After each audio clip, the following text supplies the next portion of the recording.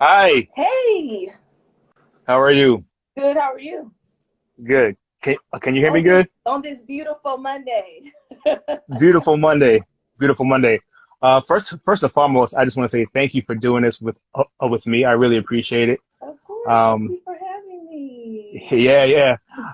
So just so my audience knows, you are, a wonderful person, a human being. So amongst your all of your accolades, I mean, you're an author, you're a professional speaker, you're a woman empower advocate, you're a three-time, about to be four-time author, if I'm correct. And you are an entrepreneur, but above all, you are an absolute superhuman being, a kind soul, and somebody that I am blessed to know and absolutely can call a friend. So thank you again. Thank you. And I can happily say the same about you. Appreciate Happily. it. Appreciate it. So let's just dive right into it. So you are an entrepreneur, right? So when did you really start your entrepreneurship journey? Um, let's see. Actually, I kind of say that it found me. Mm, Um, I don't believe that entrepreneurship is for everyone. right. Um, and even now, so many years in the game, I'm learning that I have some weaknesses. Hmm. And so I'm hoping that I'm blessed enough in the near future to hire people to work my weaknesses because I'm not a Right. saleswoman. I'm just not. It's Gotcha. just not my forte. Like I'm the Right. sucker that gets sold. Like the people come to my door Uh-huh. and sell. I'm gonna buy it. Like I'm just a supportive person, and Hmm. so that part is not in me. And being an entrepreneur, I absolutely you want to make a profit. Right. So that goes without saying. Sales are important. Hmm. For me, I wrote my first book in 2009, Pretty Boy Hmm. Black Girl Compliment or Insult, and Hmm. I was living overseas at the time. I was living in Israel, Wow. and I published the book from there Hmm. with a publishing company. And before Hmm. I even gave them the okay to publish it, they did it without my knowledge, Whoa. and it immediately went viral within weeks. So Wow. it was on, TMZ, Tyra Banks, all these people were reaching out to me because of the title. And Right. they wanted to hear my feedback. And then I was in the Hmm. media for a scandal um, with someone plagiarizing my book. Wow. So with that came a lot of media attention, and I didn't know what to do with it. I didn't Hmm. capitalize the opportunity. I actually just prayed for it to go away because I didn't understand that any publicity at that point would have been good publicity for me to push something. Right. Um, but I didn't know how to do it because I wasn't an entrepreneur. I didn't understand that that was actually an opportunity. And so with Hmm. that, I published the book, and I immediately after months I realized like, okay, publishing a book and sitting behind a computer isn't going to really get you sales. You have to be visible. You have to be in front of people. Right. And so I decided, and I started getting letters from young women asking me questions, asking me to mentor them. And I'm like, what the heck? Mm. What does that even mean? Right. Um, so I did. While I was abroad, I decided to study. I decided to go back to school. Later on down the Hmm. line, I ended up becoming a certified life coach Hmm. and opening up my own practice because really I had no other choice. I Right. was in demand for a service, and I needed to understand how to fulfill that service. Wow. And that's how I became an entrepreneur. Wow. So you So definitely I took a always say different, it found me. right. Oh Yeah. man. So that's super awesome because I always hear that, especially for us, for Black people, that it's really good to have your own.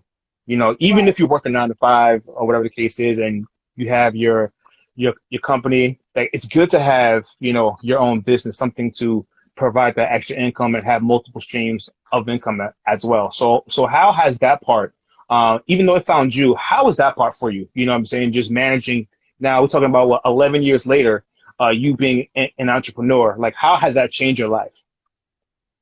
Um, it's good. It definitely has ups and downs. Hmm.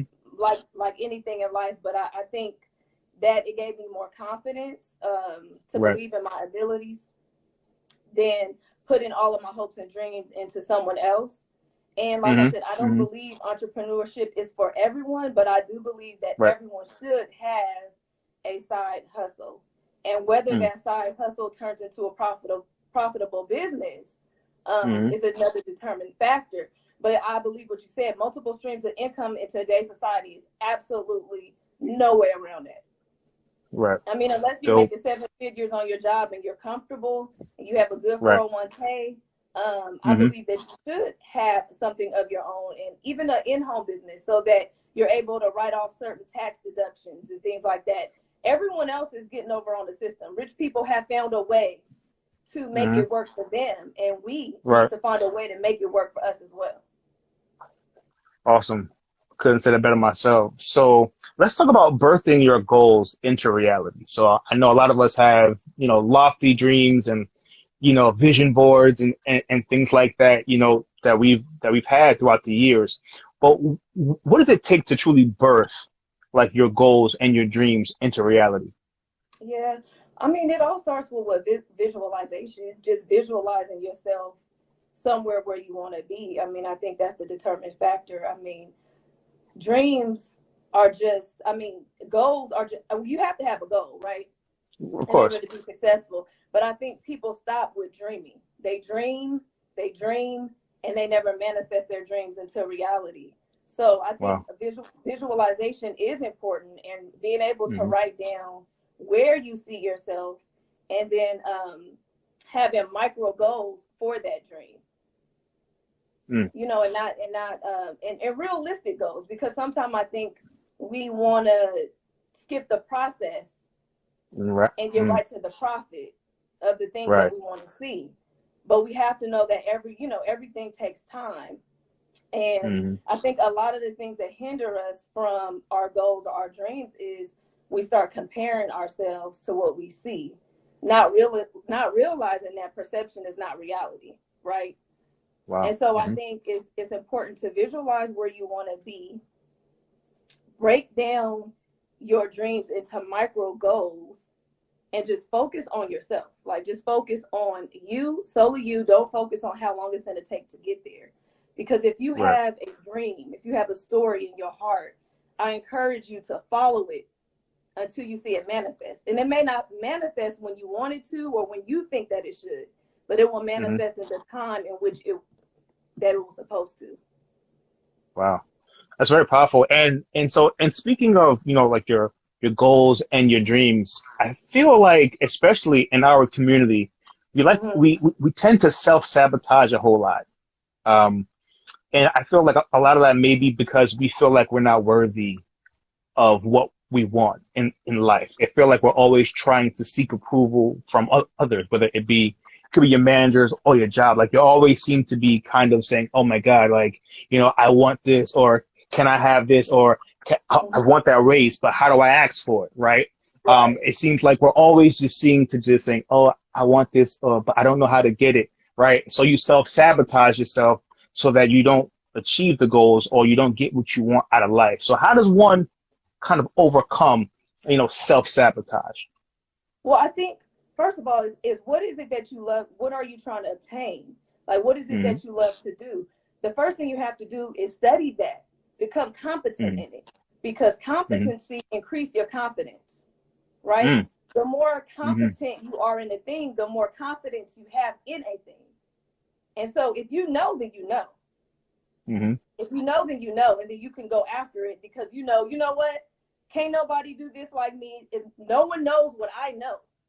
No one can Mm-hmm. get on the job and deliver the way that I can deliver.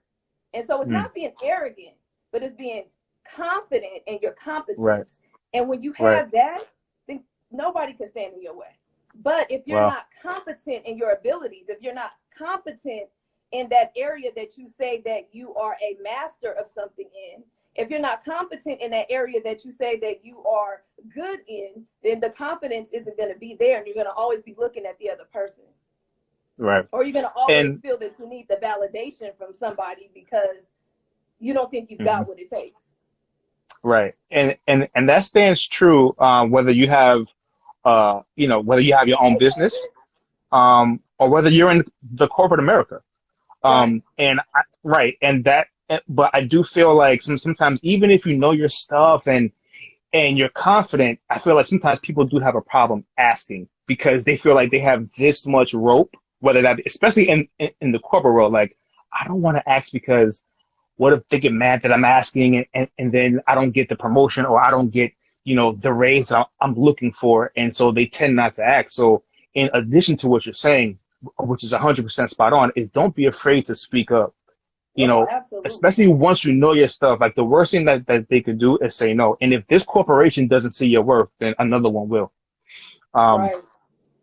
So thank you for that. So when it comes to women empowerment, I know that that's something dear to your heart, and that's something that you do, as do I. But what got you into women empowerment and being an advocate for women empowerment? You know what? I don't know, because women been my biggest headache. So I don't. I don't even know. Like, you helped a lot of women. I'm telling you, people in general, but you definitely helped a lot of women. I mean, I love women. I'm a girl's girl. I've always been a girl's girl. Even in high school, I'm just a social butterfly. So I've always been that type of person that you couldn't box me in with a clique, because I'm going to talk. At high school, I'm going to be on the quad. I'm going to talk to every group, every nationality, the whatever they call it, the groups or the band club or the social club. Like, you're going to see Aisha at every one of those destinations. Awesome. And so when I had friends over the years, I noticed that, they would get in a little spat and they'll be like, I'm not talking to her. And, I only deal with you. And I'm like, well, wait a minute. We're all friends. So I was that girl back in the day, with the three-way. We call a friend. Hey, how are you? Listen, don't hang up. I have so much time. I was always a peacemaker. Like, I just was always that, because I believe that women are so powerful. Like, we really are so powerful. We are on the forefront of everything that is going on in the world. We are on the forefront of our families. And there is nothing better than sisterhood. And we need it. With my Power 25, I tell these ladies, it was a study done by, I believe it was Stanford University, where it was these 10 women who had cancer. And 5 of them, and it was an experiment about sisterhood and about social support. So 5 of these women, it was 20. It was 20 women. 10 of these women had poor social circles. They didn't have girlfriends that they could call and, cry on their shoulder or lean on them. And the other 10 of the women who had cancer did. At the end of the study, they found that the 10 women who had a strong support system lived and outlived longer than the women who did not. A lot of the women that did not have a sisterhood or a strong support circle, they ended up dying. And so sisterhood really is healing. It's healing. We need it. I love our men, but you will never understand me the way that a woman can understand me from a social, emotional standpoint. And so I just really try to get women to see that, like, there's nothing more powerful than having a sister. And we should never compete and compare ourselves to another woman. You know what I mean? That's just so pointless. It's like a never-ending cycle that really gets you nowhere. So what's the point of it? When we could just band together and support one another. It just doesn't make any sense for me. But what started me on that journey was the young women writing to me when I published my first book. Asking me for my opinion, asking me, for my help. And to me, it was like a full circle moment of who I was as a woman and who I was as a person. Awesome. Perfect. Wow. But, it's funny because you said, the fellas may not, can understand from, a woman's perspective. No, but I will say, the advice that men give women can definitely help, because sometimes you got to watch the women that's giving you advice too. Oh no, absolutely. But that's why you have to know who your friends are. You have to know the difference between a woman that's praying on you and a woman that's praying for you. Say that. So for me, you have to know where to put people. So I have friends and I have associates And then I Mm-hmm. have best friends that's been with me 20 plus years. You know what I mean? So it's like Absolutely. there's levels to love, there's levels to friendships, and there's levels to the way you deal with people, because not Mm-hmm. everyone can have that same access to you. Powerful. That's just what I believe. Absolutely. So with that, so you started your life coaching business, and it's Powerology. So Yes. for the people that know, if you want to explain kind of what Powerology is, you are my life coach, so thank you for that. So you do help men, you know what I'm saying? So appreciate that, of course. Thank But you. yeah, so just explain to the people what Powerology is and the rhythm behind it. So Powerology is my personal methodology. It's a study that Hmm. helps one to unleash their purpose, power, and potential. And so there's a formula to the methodology that helps people go from powerless to powerful. So it's a pioneering, innovating study, basically, that helps one unleash their purpose, their power, and their potential. Mm. Wow. And I know that you have a book coming up that's Yeah, releasing soon, it that will is. 100% completely break that down. It will So 100% break down what Powerology is. yes, so you Excited. guys can absolutely pre-order it right now. I know I did. Thank So you. I definitely, appreciate it. just definitely go out and pre-order that and show support to our And you're lovely being humble because sister here. he pre-ordered 10 copies so that I could give my mentees. That is like so sweet because they definitely need it. And I'm so blessed and grateful that you did that.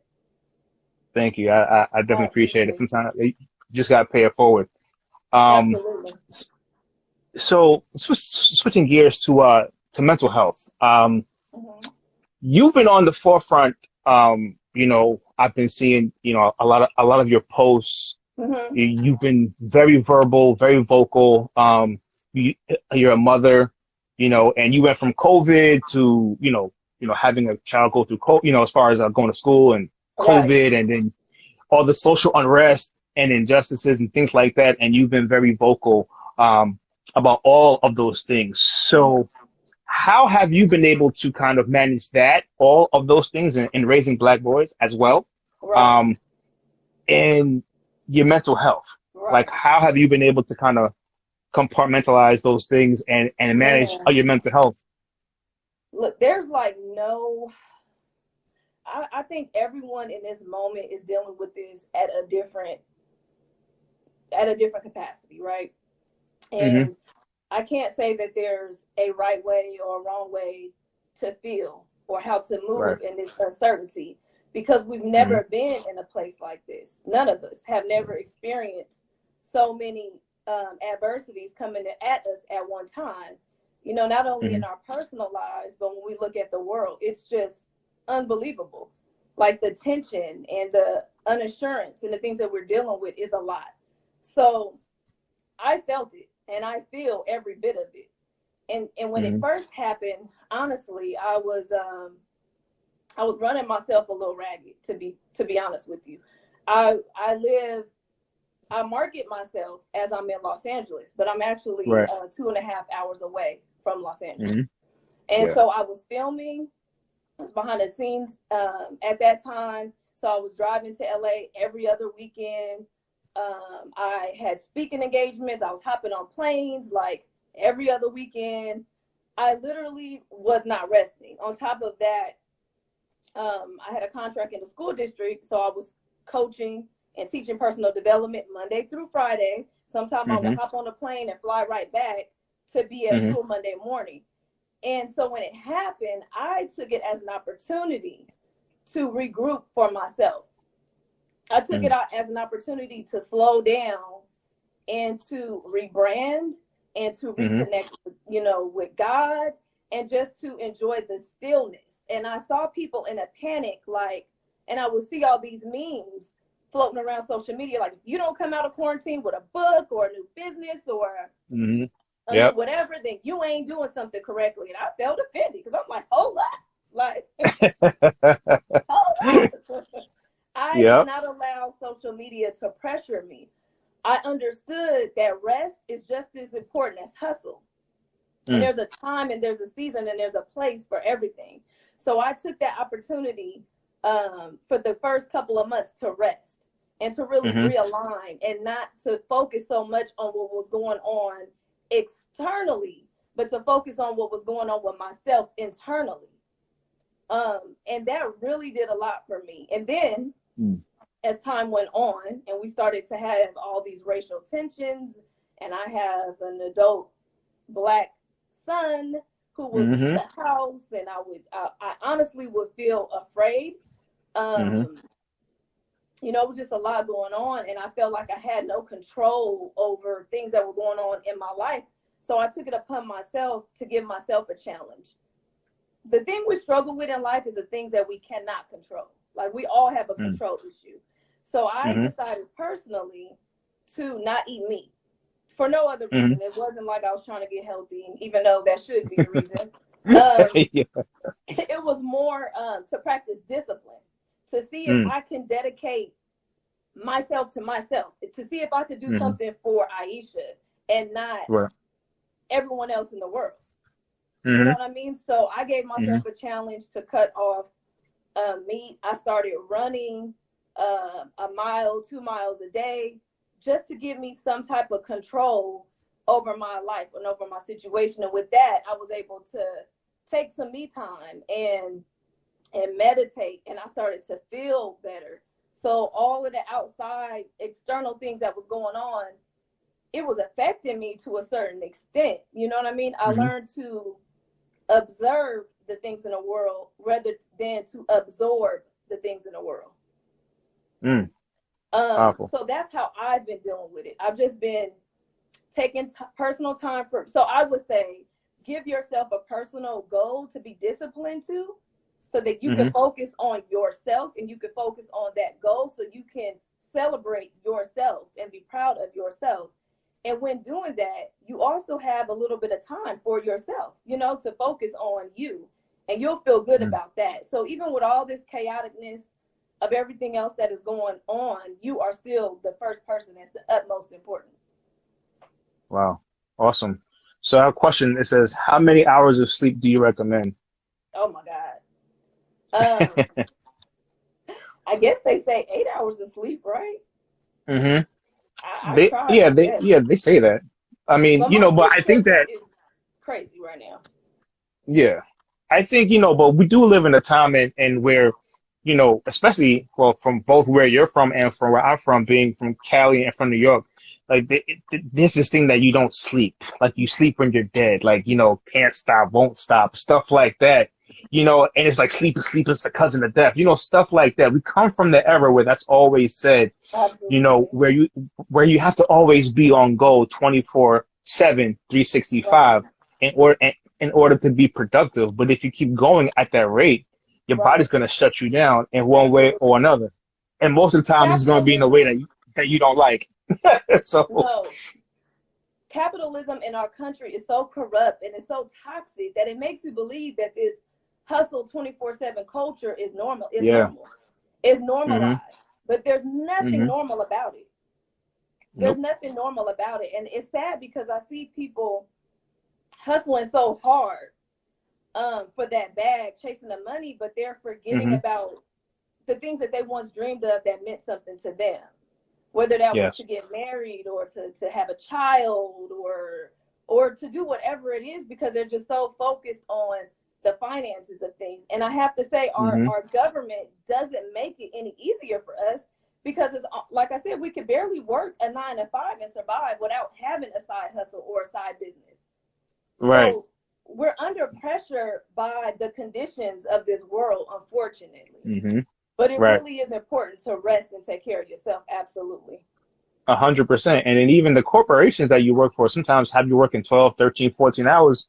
And then by the time you're finished, you're drained, you're tired, you're aggy, and then you don't have time to even work on your own stuff because you're too busy, like you said earlier, you know, making money for somebody else, right? And they don't care about us. They don't care about us or our well-being. They care about the dollar. You know what I mean? What that dollar is going to do for them. So it's our personal responsibility to take care of ourselves first and foremost. And to really put our focus back. Listen, life is so precious, but it's so fleeting. Right. It's so fleeting. And we're seeing that more and more and more during these times. So I suggest everybody, whatever it is in your heart, whatever it is that you want out of this life, you better get it Mm-hmm. today. You better work on that right now. Like the meaningful Mm-hmm. things. I'm not talking about the money. The money will come, the money will go. You know what Mm-hmm. I mean? I done had it all and lost it all, and I'm rebuilding it again. The money will come. Yes. But Mm-hmm. those meaningful things are fleeting. And Mm-hmm. you have to seize those opportunities for your soul. You know what I mean? And I Mm-hmm. think everyone just gets so wrapped up in the perception of reality, Right. but not even focus on what reality really is. What's really real? Right. True. What's really meaningful? Mm-hmm. That's where your power is. Mm. Listen, man, if I don't gotta tell y'all to go out and get this book, it's gonna be amazing. You're so sweet. She drops a lot of she drops a lot of gems. I'm trying to tell you. Um, so I think, you and I talk about this often, but it's just the power of communication, expression, and vulnerability. Mm-hmm. That's my thing. I think it's so important for us to learn, especially as a people, to learn how to communicate effectively, learn how to express our feelings in a healthy way, and learn how to be Absolutely. vulnerable. And learn how to be vulnerable. Especially, for us men, we might have a lot of problems with that. Right. And that derives from ego and just different things like Right. that. So how has those things kind of impacted your life, as far as communication, expression? How important are those things to you? And what advice would you give somebody on how to open up to be more vulnerable, learn how to communicate better, learn how to express themselves Right. better? Man, communication is so important, Mm-hmm. but more than communication is comprehension. Mm-hmm. Because I could communicate all the day, but you're Mm-hmm. only going to understand by the level of your understanding, Mm. right? Okay. So Mm-hmm. yes, I believe that communication is a fundamental necessity that we need. Is vital for life and business, Mm-hmm. but it only moves based off of someone's comprehension, right? Mm-hmm. Communication is the bridge between clarity and confusion. Mm. So it's vital. I believe that communication heals, Mm-hmm. communication it elevates, it extends, it expands. Everyone wants to be heard. Everyone wants to be validated, but not everybody Mm-hmm. wants to listen. Nope. Mm-hmm. And people listen with the intent to defend. Mm-hmm. There's, Yep. oh my God, do we not see that going on so much right now? You know what I'm saying? In Yep. the world, people are so fixated on their ideas that they're not open-minded to hear the thoughts and the ideas of a whole nother human being. Mm-hmm. You know what I mean? We all grew up differently. We all have consumed different intelligence or information or experiences, but Mm-hmm. we're so turned off to the world or turned off to other people instead of being open, and vulnerability is the vehicle that allows that. Yes, And it is. you cannot be so sensitive to what other people think about you, Mm-hmm. because the reality is you're not for everybody, and that's okay, and you have to be okay with that. But if you're never able to be, how could I say this? Have you ever been around someone who just doesn't know who they are? Yes. Like, it is such a uncomfortable, Mm-hmm. it is such an uncomfortable, sad feeling, Mm-hmm. because you know that damn well they don't even know who they are. And so they can't even accept what you're telling them because they don't even know Yes. what their values and beliefs are. True. It is such an uncomfortable feeling. And so you have to be comfortable with who you are. You have to Mm-hmm. go back to your values, your beliefs, and just stand firm on that of how you feel. But you have to be open Mm. to be able to hear what other people are trying to tell you. And I think a lot of people have these narcissistic ways about them, where they see themselves above people and they just don't want to tolerate. They don't want to hear nothing you have to say, but you can learn from anyone. I learn lessons every day from my 13-year-old daughter. You can learn from a she's amazing. 5-year-old. You can learn from anyone. If you're open and you hear, you will learn from anyone. You just have to be willing to not think of yourself so highly. Because wisdom is knowing that you know nothing at all. That's powerful. Wow. So, yeah, vulnerability, I mean, don't be scared to open yourself up to people. And unfortunately, some people are jerks. And, you know, when you get to that raw part of you and you share something with someone and they disregard you, it's very hard for a person to open back up. It's very hard for a person to open back up with you. But you do yourself a disservice by taking that experience from that one individual and then projecting it off on every single other person that you meet. Right. And so it's like you shut you shut off your growth, you shut off your love, you shut off your knowledge. So it's okay to be vulnerable. 200%. And I always say, I know sometimes people might say this is a little extreme, but I always be like, listen, I didn't die. Like, I've been brokenhearted. I've been, you know, people have said things about me. People have, you know, broken my heart. They cheated. They've you know, left and right, you know, stole from me. It's just the list is endless, right? Right. But that's never going to change, you know, the person who I am supposed to be, you know. And the thing is, if I'm still here, if I'm still breathing, if I'm still have a chance at it each and every day, then I'm still going to be vulnerable. I'm still going to open up to you. I'm still going to be me. I'm still going to be that person. That's beautiful. Because it's not for you. It's for me. Exactly. And I think we got to get to a point to where it's just like, you know what? Vulnerability is true power. It really is. It's just like you said, I'm not going to let somebody else now determine or dictate my life in such a major way, because now you've taken that away from me. Right. Now what? Right. And now now the other person's off going about their business, living their life, living their best life. Right. And prospering and going and going forth, and you're here stuck. And I think that's the thing. So, you know, you're absolutely spot on. Vulnerability is not telling your business. It's just not like saying everything you want to say on social media or feeling like because I tell you all my business, I'm vulnerable with you. You have to use discernment with people. As I said before, there are levels to love. There are levels to relationships. And so you have to know who you're dealing with, because sometimes it's your own fault. If you're going off being vulnerable to somebody who you know damn well don't really care about you, because they've proven to you time and time again that they don't care about you, but then you choose to be vulnerable to that person who disrespects you or disregards you, then where does that self-accountability come in at? Accountability is key. It is, it's definitely. So we have to take accountability for how we allow other people to deal with us as well. And we have to be careful what we share with other people. Not to be cut off from everyone, but just to use good discernment when you're sharing with people. Yeah, because and accountability doesn't deserve access to your story. They don't. Absolutely. And it's true. And accountability is so key, because we like to talk about everybody else. Oh, yeah, but they did this and they no. Well, what did you allow? Right. Like, what did you consistently allow? Because as human beings, we want what we want. Right. We want that person to be X, Y, and Z.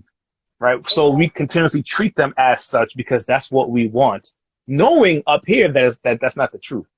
So accountability is key. You're 100% right. We put expectations on people that they don't even possess within themselves. Talk that talk. We put so much expectations on people. Can only give you what they have inside of them to give.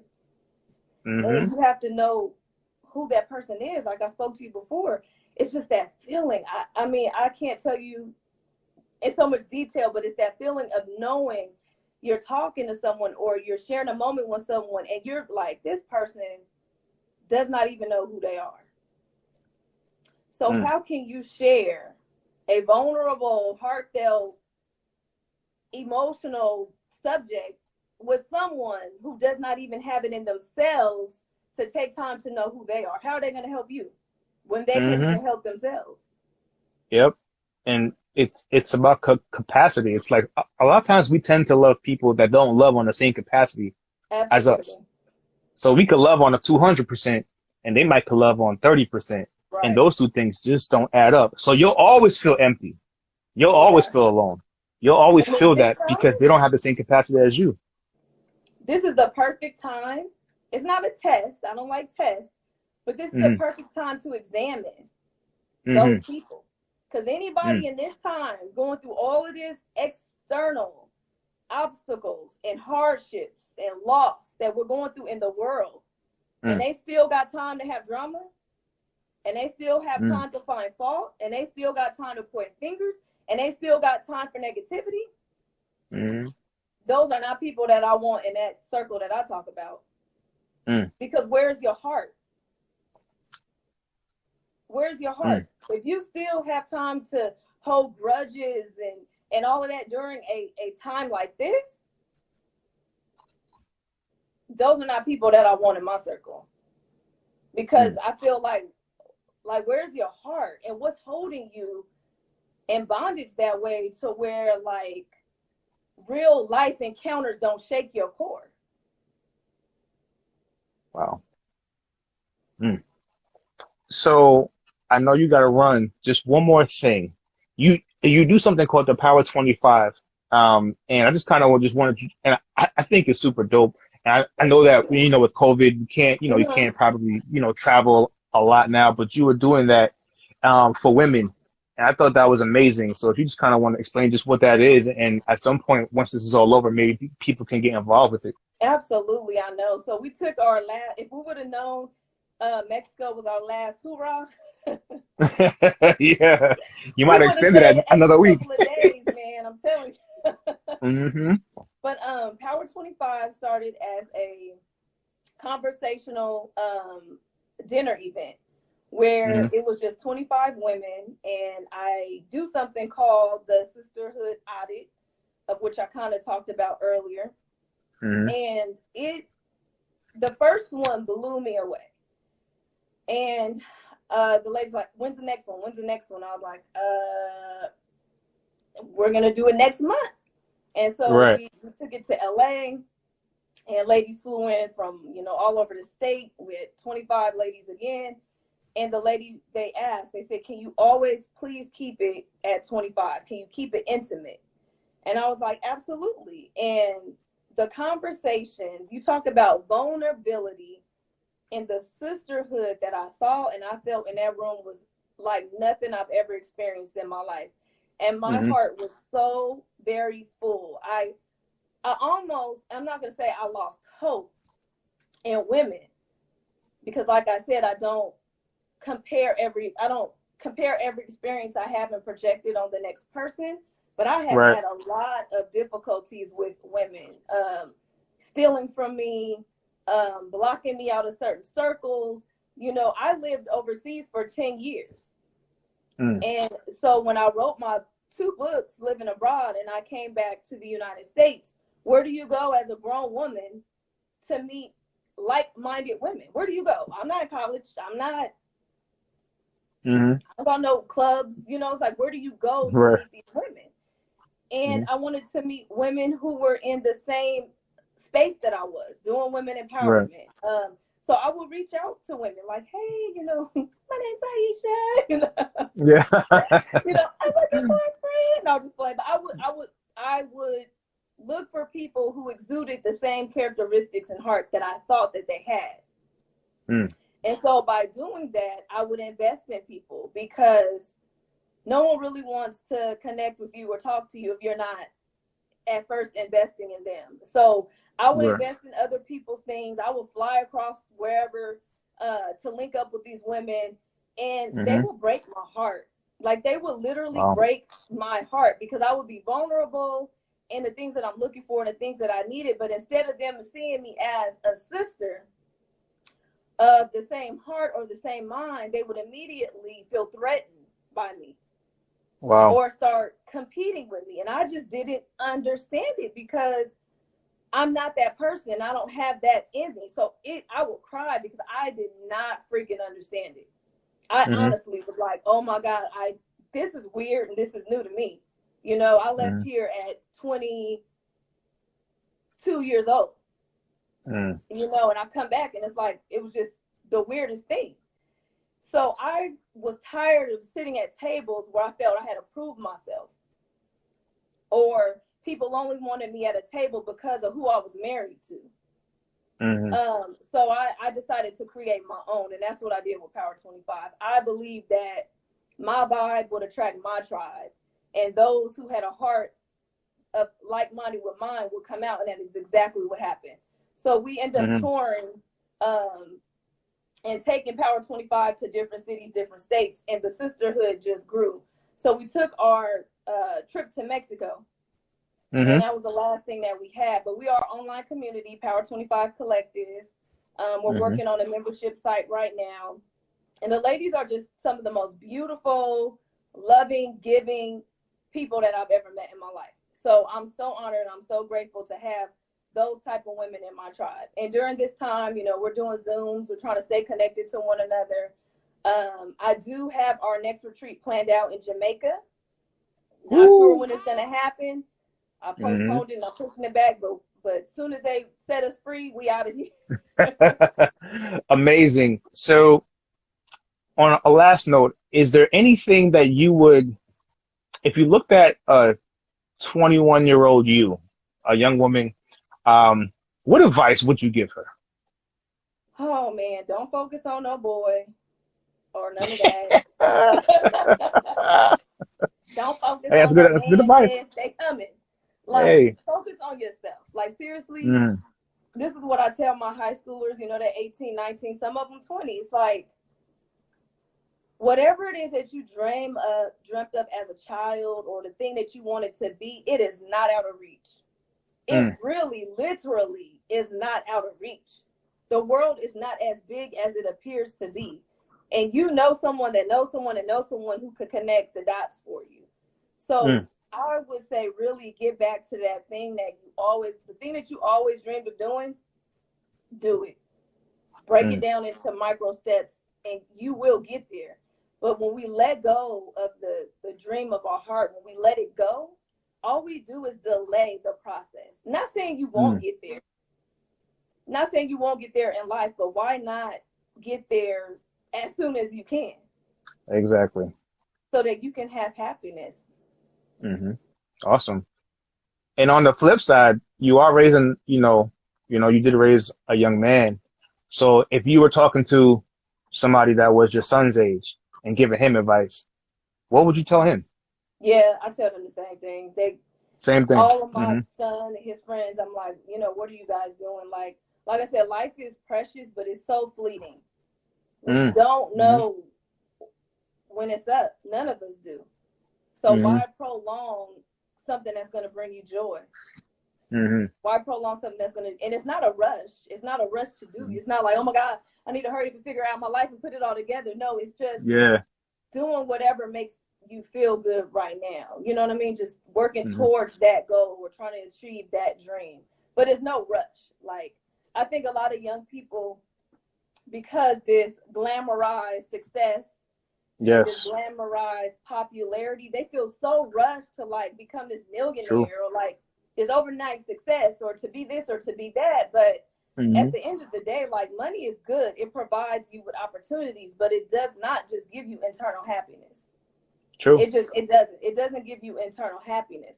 So, like my son was like, oh my God, I'm figuring out the stock market. And I love his hustle. I love his grind. Don't get me wrong. But he's like, I gotta figure this out, Mom. I gotta be a millionaire. I'm like, why? Like, why are you rushing? You don't have to be pressured to be anything. You don't have to be pressured by the world. Like, it's there's no competition. True. There's no need to feel that pressure. True. It just And the causes only like thing, so much anxiety. oh my gosh, so much. And the last thing I add to that is, fellas, please invest in your mental health at an early age. Invest in writing, journaling, expressing your feelings at an early age. Don't wait till you're 30, 40 to try to do that. If possible, just get out there and just practice expression. It's not a feminine thing. Expression is not a feminine thing. It's a necessary thing. So that's what I add to that as well. I love seeing in today's age, like, well, I don't know about young men yet, but men, like older men, like I love seeing that they're taking more conscious thought and opportunity into their mental health. Like they're actually, Yes. because for so long you see women like, Huh. you know, we're on it. You guys are We're the like, best. we got groups and teas and brunches and getaways and like, Yes. and there's nothing wrong. I wish more men did that. Like I wish more men loved on themselves and had that brotherhood, like we have a sisterhood, and like you guys need that just as much as we need that. Matter of We fact, do. I'm begging y'all to do that. Like, Mm-hmm. and young men as well, like they really need to learn to love on themselves and know that it's not a woman thing, it's not It's a not. gender thing, it's a human Mm-hmm. thing. Yes. Like we all need Human. it individually, for sure. Mm-hmm. It's important. And that's why I've been trying to highlight a lot of that to our young men, you know, because I know when you come from the era that we come from, Right. you know, a lot of times communication wasn't a thing, you know, unless it's about money or getting the bag or like, you know, talking about your emotions wasn't a thing. You know, it's viewed Right. as feminine. That's what girls do. You know what I'm saying? But it's like, no, girls have the blueprint. They out here healed. You know what I'm saying? They out here expressing themselves, you know, and Right. it's amazing that when I go out there and if I do some of these speaking engagements and on self-improvement, self-help and personal development, yo, it's 97% women. And the 3% of men that's there, it's because their wife dragged them there or their mom dragged them there, you know what I mean, to be a part of it. And it's just kind of sad. But I do see the tides changing a little bit. But, you know, for me, I'm going to be on the forefront of this whole thing, too, when it comes to the young men. So You know what I each one love teach one. is, so the 11 years that I've been doing it and the programs that I developed, you, including yourself, I've only had 6 male clients. In 11 years. Wow. 6. Only 4 that came out of the life coaching program. 4. And Wow. I believe you were one of the first that was like, I need to not just be, because you said a lot of men who come out of this field want to talk to women. They want to be All the like, time. right? And you said, I want to not only do that, but I want to be a voice to men and help them with their healing as well. And Right. I thought that was so powerful, and my heart was so happy because it's just not enough men doing that. And the men that Right. do it, they want to tell us how we need to be in relationships and blah, you know, not saying anything's wrong with it, but it's like, yo, you got all these men you could help focus on. Yeah, Like, but they know where the merchandise sales are. They know, like, absolutely. they know the game, you know, of Absolutely. who, you Of know, who's in so the it's suit. And I get it. But at the same right. time, like, pick your brother up. Mm-hmm. Kids are being seen and not heard, a emotionally pinned up generation. Oh yeah, that's so true. You know, Yeah, kids are yeah. taught to like not have an Mm-hmm. opinion. So yeah, I was It's so different with my kids. Not saying that I was like their peer or anything, but I've always kept communication open with my children. Like I want them mm-hmm. to be able to talk to me about absolutely any and everything. Right. Because I didn't grow up that way. I Mm-hmm. didn't grow up that way. When my mom found out I was having sex, she literally made me feel like I wanted to commit suicide. Wow. And I know I've broken her heart. You know, when I tell her, but the way she treated me was Uh-huh. like, oh my God. Like, Mm-hmm. I never wanted my kids to feel that way because we're human and we're going to Mm-hmm. make decisions and we're going to do things of this world because we're in this world.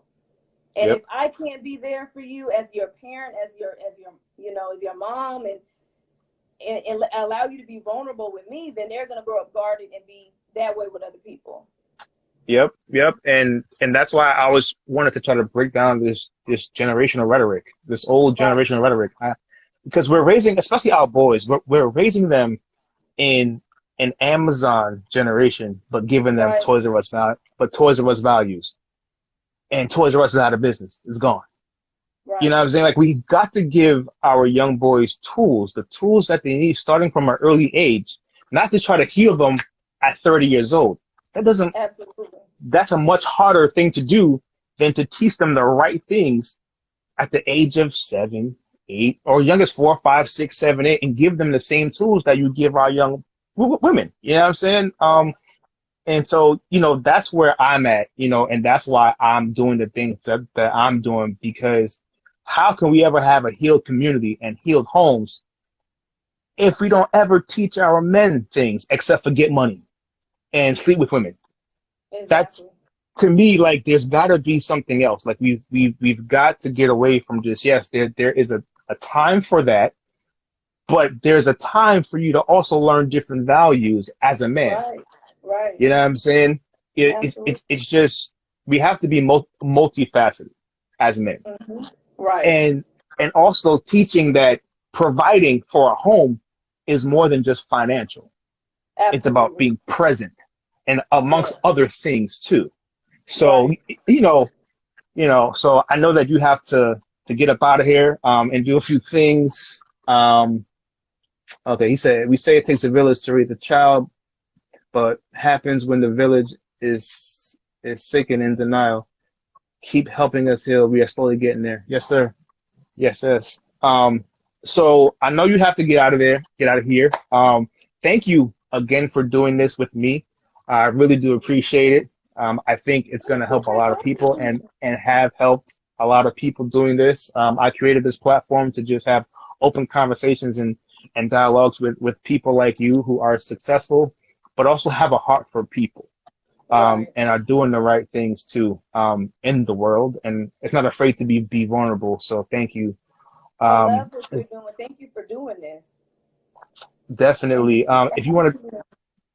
to, definitely, if you want to tell people where they can reach you, give them your social media handles and all of that, and go from there. Uh, it's just Aisha underscore Nicole on Mhm. every platform. Okay, perfect. It's like I said, Thank please you. go pre-order this book. Go get Yes, it. please You know what I do. mean? Get it for gifts for people that need some healing and that want some personal development. And I'm excited. I'm proud of you. Thank you for doing this. You are a Thank queen of you. the highest order. We honor you. I honor you, not just today, Thank but you. I every appreciate day. you. All right. So listen, we'll All talk to you right. soon. Okay. Okay, Thank take you. care, friend. Thank you for everything. No problem. Take care. All right. Bye. Bye.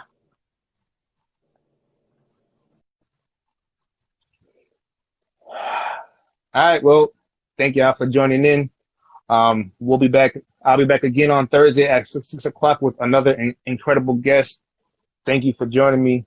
This has been another episode of Conversations of the Heart. You guys have been great. Thank you.